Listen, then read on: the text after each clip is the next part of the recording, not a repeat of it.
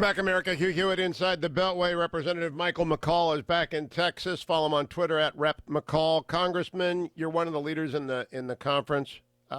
Please tell me no Republican will vote no on unanimous consent.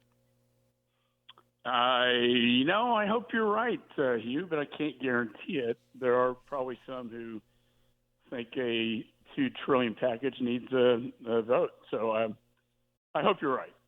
I mean, nobody in this environment wants to get on an infected airplane with infected members of Congress in the Capitol. So I got to stress to them what Chuck Schumer and Speaker Pelosi did over the last 72 hours of shame. And people are losing their jobs daily. Yeah. We've got to get the fire truck to the fire.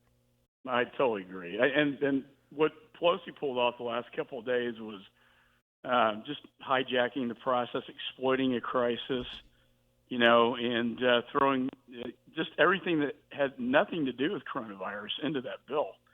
So I'm hopeful. I'm hopeful. Schumer, McConnell, I think they're voting, and then we'll be up there maybe tomorrow. Now, Congressman, in Texas, you guys have gone through hurricanes and fires and drought.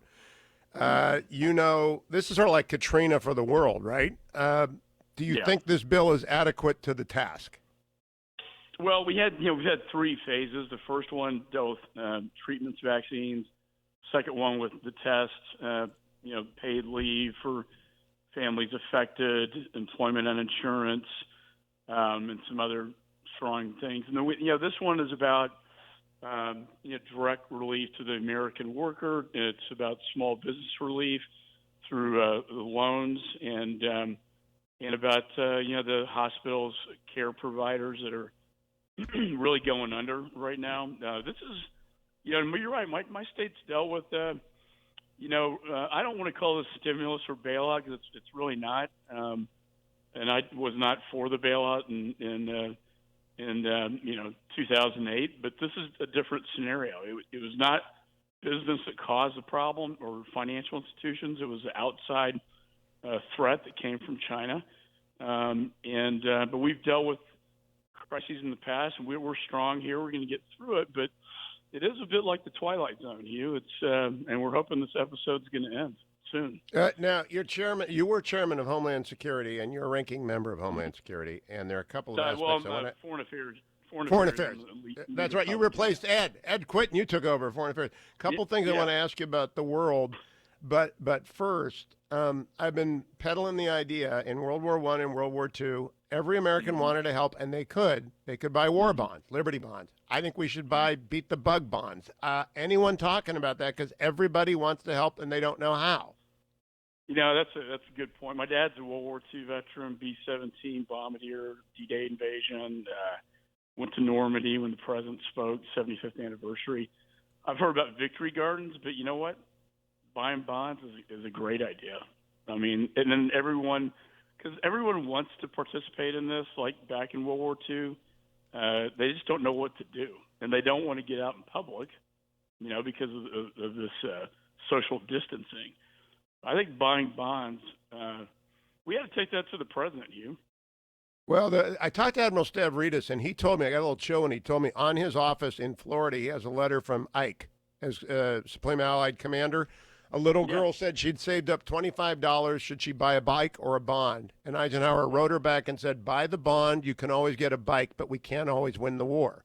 And I really do think people like me, I can help certain people certain ways, but I can buy bonds. You can buy bonds. People who have not been impacted can buy bonds and help pay for this. I think we really ought to do it. Well, members, we some of them have got a little bit of trouble buying stocks, but buying bonds, like COVID-19 bonds, I think maybe I'll introduce that bill. Bill, will you talk about it? Oh, you betcha. Beat the bug bonds. That's what I'm calling them. But yeah. So tell me now about. I'm going to get some big thinkers about the world on. The world is changing. Iran may be close to collapse. We have no transparency. I pray for Venezuela. They have nothing, and now they're going to be sick. What do you see happening? Well, Iran is really taking the brunt of this virus. Qom is a pilgrimage site, so they all go in and out, and they go back to their countries, which is a disaster because it spreads the virus, that much more.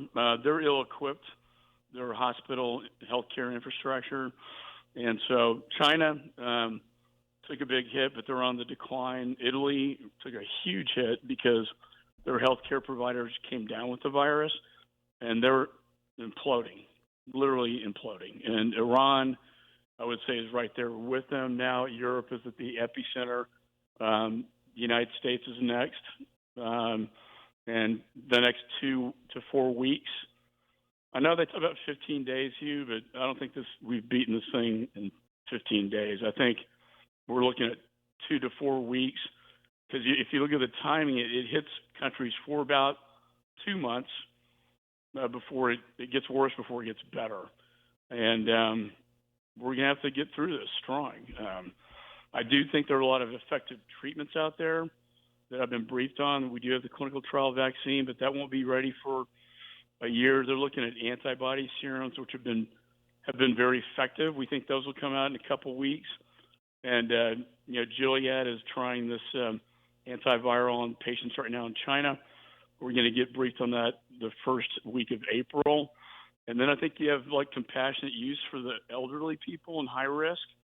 Once people know that we have something like Tamiflu as the flu that can save lives, it's going to start calming people down because right now there's nothing. And people are so afraid they're going to die from this. I got through 9/11. I was a counterterrorism federal prosecutor, and there's a lot of fear. But this is different. The economic component here is enormous, and just the fear of what you can't see. The indivisible enemies, the president says. That's the fear factor. Yeah, I'm reminded of when Katrina was offshore, and people and every hurricane when it's offshore, you're just scared to death. Remember this one we just had? People are scared to death until it hits. And sometimes it's as bad as you think, and sometimes it's a lot worse, as it was in the Florida Keys. I think this one's going to be a lot worse in places like New York than people have any imagination. So it's okay to be afraid, but I think they need to. Gosh, this last 72 hours, Congress failed. Schumer and Pelosi failed, but hopefully that won't happen again. Do you think they got burned? Are their fingers singed? I think the American people are tired of exploiting crises for political purposes. I think what they want is they don't care about Republican, Democrat, and scoring points. What they care about is Congress doing its job, acting quickly in a time of crisis, and getting something done for the American people. And shame on her, throwing all this stuff that has nothing to do with coronavirus, just to appease the squad or to appease her left. And she knows that I just think it's just wrong. And people want action. People are dying, People have this virus. People are in hospitals. This is not the time to be screwing around with politics. It's time to get it done. Not to have a goodie bag list of all these things you wanted to pass for the last 10 years and you throw it into a big $2 trillion bill. And I think it's disgusting. I mean, it's offensive, shameful, and we have to get this done. We have to get it done now. Well, I'm never going to let them forget it. But in the meantime, I am more interested, like you, in innovation. One last suggestion. You deal with a lot of regulators. I think we need a truce for tech to target the virus, meaning we got the antitrust division, the FTC, state attorney generals. They're all going after tech, and maybe they deserve it. I'm no apologist for tech. I know exactly what the problems are. But I just say cease and desist for 4 months and let them do their stuff in the Valley so that we can get new tools and platform for sharing data on COVID, which is international, and an avalanche of data. You know what that's like from Homeland Security. An avalanche of data is useless if you can't exploit it. Right. And I think what you're seeing is, I think initially the traditional models of CDC, HHS, didn't really work so well. And what the president's done, and rightfully so, is he's really unleashed the innovation and ingenuity of our private sector, whether it be biotech companies, whether it be, you know, Texas Children's. I got Dr. Hotez right here in Texas. I've talked to him every day about, you know, the vaccine that he was developing, or, you know, what's the latest on the market. There's some great things coming out. Remember, this virus, the family of corona, has been around, like SARS, MERS. And Ebola. They've been studying it for a while, and there's some great stuff out there that's just on the horizon.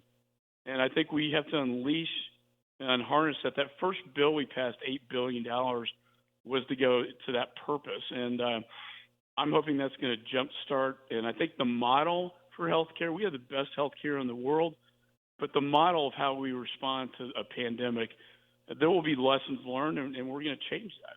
And we're also, You know, Arthur Herman wrote the book Freedom's Forge about how America ramped up for World War II. And his Wall Street Journal editorial said, the government points and then the private sector delivers. Do you think we're doing that? I think we're doing it now. I think at the beginning, CDC was in charge, and it was more government run. Now it's more private sector.